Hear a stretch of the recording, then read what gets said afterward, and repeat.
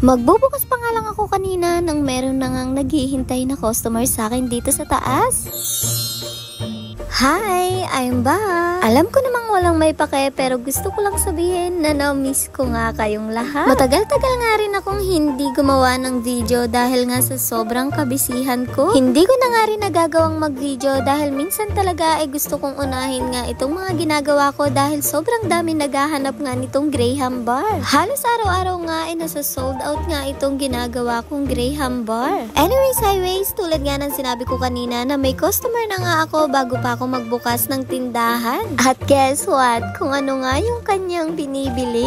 Wala ngang iba kundi itong ang Graham bar. Na-sold out nga ito kahapon at buti na lang talaga ay gumawa nga ako kagabi para nga may maitinda ngayong umaga. At ayun nga, hindi pa nga ako nakakapagbukas meron na nga agad nakaabang na bibili ng Graham bar. Alam nyo guys, binabalik-balikan nga to ng mga customer ko pati na rin yung ginagawa kong ice candy. Kaya naman halos araw-araw nasa sold outan nga ako ng ice candy at ng Graham bar. At yun nga yung dahilan kung bakit hindi nga ako nakakagawa ng video. Anyways, sobrang thankful nga po ako sa mga customer ko dito dahil binabalik-balikan talaga nila ako kahit na lagi silang nauubusan. Hindi kasi ako makagawa ng marami dahil nga sa cute size nga lang ang aking freezer. But don't worry guys, dahil pag-iipunan ko nga yung malaking freezer para nga hindi na kayo nauubusan ng Graham bar at ng ice candy. Sa mga nauubusan lagi ng Graham bar dyan na paulit-ulit na bumabalik pa rin sa akin o alam nyo na kung bakit kayo nauubusan lagi ng Graham bar. Kasi hindi pa nga ako naka-open may mga nakaabang na nga para bumili ng Graham bar kahit hindi pa nga ito nakabalot. Kaya naman yung natirang Graham bar sa Tupperware ibinalot ko na nga para nga abot na nga lang ako ng abot mamaya kapag ka may bumili. Alam nyo ba guys na sobrang nyo akong napapasaya tuwing sinasabi nyo nga na masarap yung tinda ko. At share ko nga lang din na sobrang ang natuwa yung puso ko talaga sa isa sa mga naging customer ko.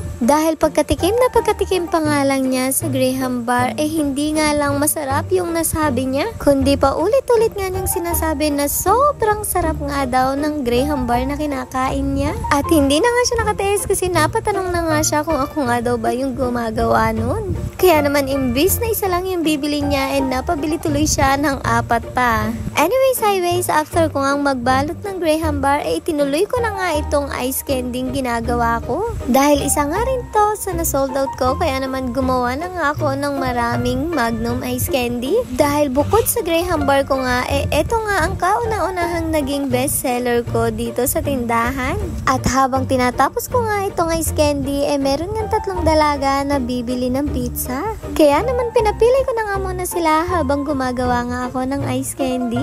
At nung nakapili na nga sila tumayo na nga muna ako para isindi nga yung mga ilaw dahil paggabi na nga ito. At bago ko pa nga maisalang yung pizza nila bumili pa nga sila ng Graham bar. At pagkabigay ko nga ng Graham bar sa kanila at saka ko pa nga lang ulit isinalang yung pizza nila. O diba, sabi ko naman sa inyo kaya naman madalas nasa-sold out nga itong Graham bar ko. Anyways, pagkasalang ko nga ng pizza itinuloy ko na nga itong ginagawa kong ice candy.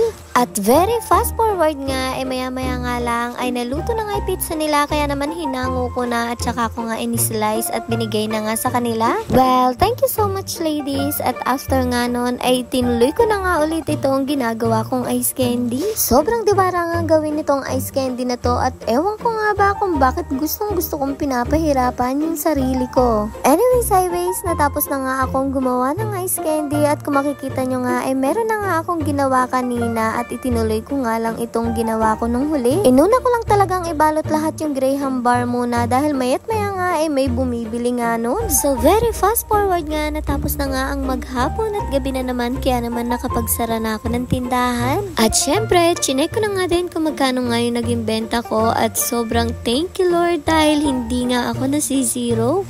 At after ko ang gawin, lahat ng mga dapat kong gawin, isinecured ko na nga muna itong tindahan dahil bababa na nga ako. After ko nga ma-secured, pinatay ko na nga yung ilaw at saka ko nga kinandado na itong tindahan. At habang kinakandado ko nga itong tindahan, nandito na din pala yung sundukong si Whitey. Daig ko pa talagang may bodyguard dito kay Whitey dahil hindi nga niya niya ako iiwan hanggat hindi nga ako nakakauwi sa bahay ko. At dahil nakauwi na nga rin ako sa bahay ko, salamat din sa pagsama nyo guys. Kaya naman sa susunod ulit at dahil dyan, bye na muna at magpapakain ako ng mga anakis ko.